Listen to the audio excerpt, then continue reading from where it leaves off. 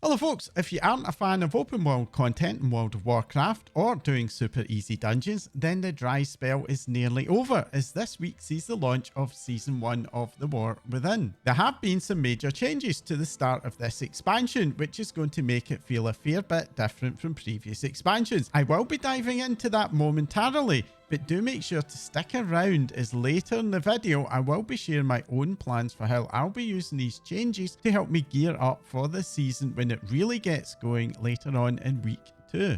For this first season, we're seeing a return to the BFA Shadowlands style of heroic week for the raid. This means that the Mythic raid won't be available until next week, nor will the LFR. If you want to dive into the raid this week, you're going to be limited to normal and heroic difficulty only. This week also sees the launch of Mythic 0 Dungeons, but not Mythic Plus. For that, you'll also need to wait another week. The new raid is called Nerebar Palace, and it's going to be an 8-boss raid, which is a little bit shorter than we've become used to of late. Normal difficulty will be dropping champion level gear between item level 597 and 613, all of which will be upgradable to 606 with the carved crests, which will drop from the raid, or to 619 with rune crests from the higher difficulty content. Heroic difficulty drops hero gear between 610 and 626. Upgrading beyond 619 will require gilded crests from the Mythic Raid or Mythic Plus 9 keys and above. And when it opens, the Mythic Raid will offer 623 to 639 gear. And in a change to previous seasons, you will be able to use the gilded crests to upgrade all the way to 639. For LFR, the gear drops will be Veteran between 584 and 600. LFR will have 3 wings opening 1 week apart starting from the 17th of September. And non-raiders and solo players will be able to use the new story mode to do the last boss on a greatly reduced difficulty in a private party of between 1 and 10 players starting on the 17th as well. It's not the full raid, but you will have the option of completing that raid quest if you're a solo player. For dungeon content, the heroic dungeon drops are going to be increased up to item level 571 from the dungeons and 593 veteran track from the vault. The first vault will be opening the week of the 17th of September as well. I suspect that given the pre-season heroic dungeons have been, well, much easier than expected,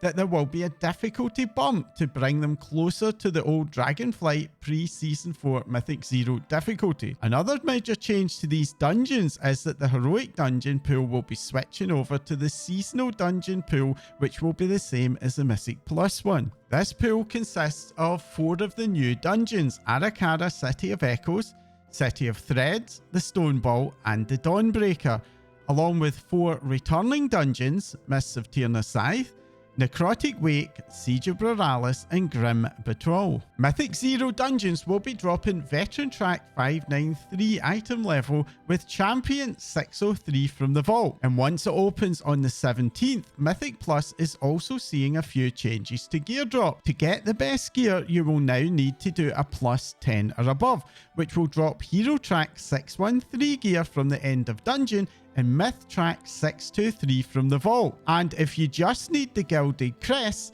they'll be dropping from plus 9 and above. One more thing of note is that the Myth Track now has 6 upgrade steps, which means that you can match the best gear from the Mythic Raid, but you're also going to have to farm a lot more crests in order to do so. Gearing is not the only major change for Mythic Plus. The Affix system has had some massive changes. The first Affix will kick in right away at +2 with Xal'atath's Bargain. This is a set of 4 rotating Kiss Curse affixes called Ascendant, Voidbound, Oblivion, and Devour. All of them follow a similar pattern where you're given a mechanic to do, and if you do it right, you'll get a juicy buff. But if you do it wrong, and the enemies will get buffed instead. Fortified and Tyrannical now move to be introduced starting from +4. As they are no longer available right from a +2, it's very likely that the scoring system is going to have to change. We don't actually have any details on that so far, but the informed speculation is that we'll no longer need to do dungeons in both Tyrannical and Fortified in order to max out the score. If we do get more information in this before the season starts, I will add a pin comment down below. At Mythic Plus 7 we get Challenger's Peril. This will increase the time penalty for dying in a Mythic Plus dungeon from 5 seconds to 15 seconds. While this sounds really punishing, Blizzard have said in interviews that they plan to make the timers more lenient, so I guess this is something that we'll have to wait and see how it actually pans out in practice. At plus 10,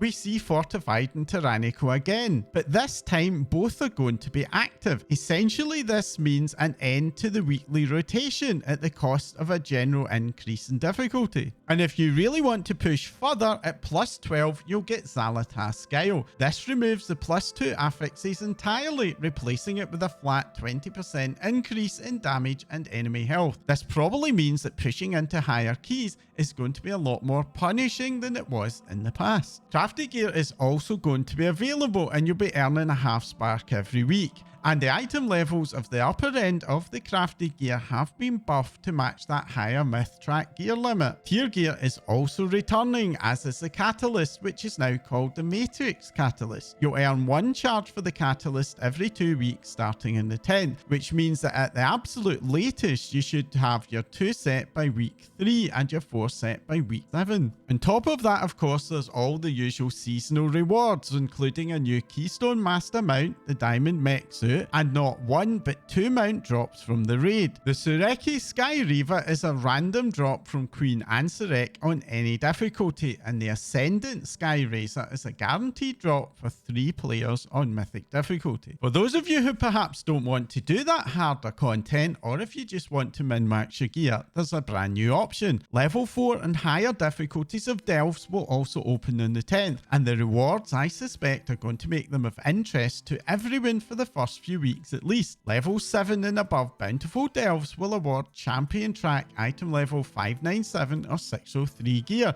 with the Vault offering Hero Track 610 or 616 gear. This is notably higher than the Mythic Zero gear, meaning that for non-raiders, Delves will be awarding the best gear available for week 1 of the season. Now, in recent expansions, preparing for the season has focused on doing a weekly tour of the 8 Mythic Zero dungeons in both of the pre-season week, but that's not been an option this time. This means that we will be dropping into the raid and eventually in week 2 Mythic Plus, probably significantly lower geared than we're used to, at least on the surface. This will be offset quite a bit by the gear upgrade system, and if you haven't maxed out your gear, you may well want to go and do some farming of Valor Stones. Out with Dungeons and Delves, a good way to farm Valor Stones is to fly through the golden blue orbs that you've probably seen out in the world. A lot of raid teams will probably likely want to dive straight in on Wednesday. My own advice is to seriously consider a normal clear before looking at heroic, and if you do pug, then I suggest waiting until a bit later in the week and farming some other gear sources first. But what are those other gear sources? Well, outside of the raid, the single best source in week 1 is going to be those delves, and my advice would be to work your way through unlocking the levels until you hit level 7, or at least get as high as you can manage before you spend any of your coffer keys. Once you do hit that level, do a loop of the bountiful delves using up the keys you've saved up or acquired, and if you lack keys, you can get them from doing outdoor events like the Theatre Troupe and Awakening the Machine, along with the 2 special assignment world quests.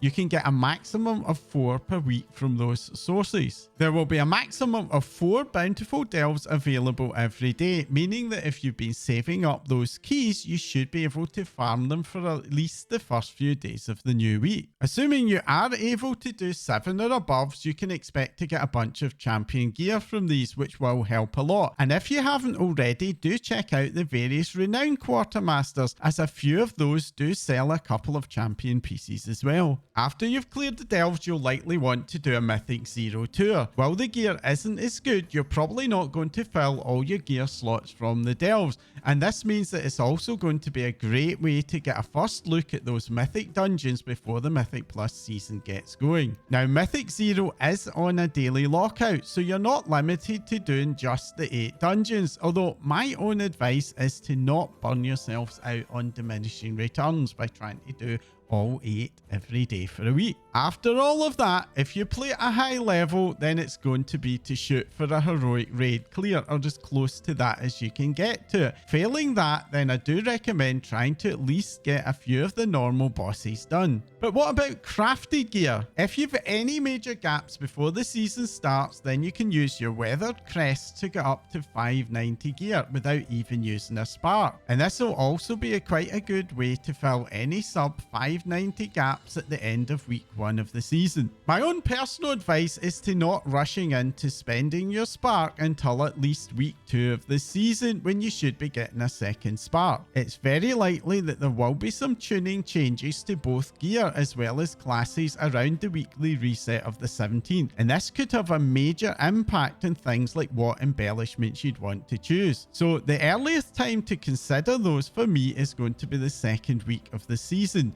But do keep in mind that you can recraft crafted items to higher item levels without burning another spark. So if you do end up getting a lower item level piece to push up later, that is going to be an option for you. My own personal approach with spending sparks is to not rush in, unless there's something major like another lariat, which becomes an obvious must-have. I personally prefer to hold off to see what gaps I have later on in the season. Now, before I wrap up, I did want to share my thoughts about the new season. The new Mythic Plus affixes, while not perfect, are a big improvement over previous offerings for folks who just want to fill the vault with gear every week. But I do know that players who like to push higher keys are concerned that the lack of an affix rotation and likely bigger difficulty jumps between key levels could make the season feel a bit stale for them. My own personal worry, though, is that the extra myth track levels could make it harder for gear-oriented players to achieve their best in slot goals,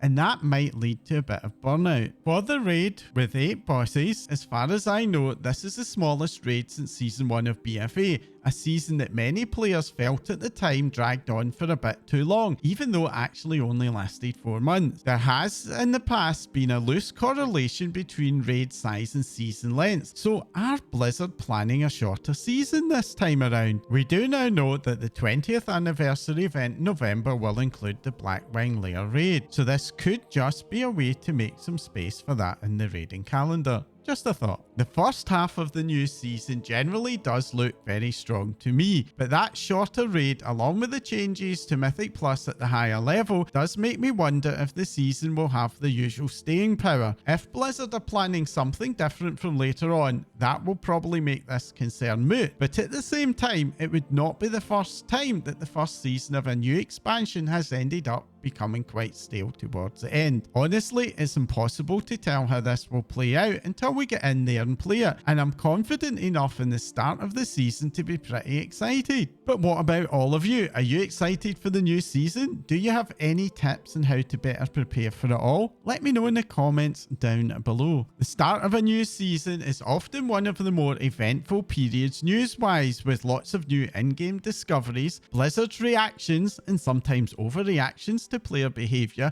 and of course the race to World First. I'm going to be covering all the big events and news in my regular updates, so if you want to keep up to date, do make sure to subscribe and hit that bell icon so that you're one of the first to catch my videos whenever they go live. And if you found this preview useful and interesting, then let me and the YouTube algorithm know by hitting that bell icon. That's all for now. Thanks for watching.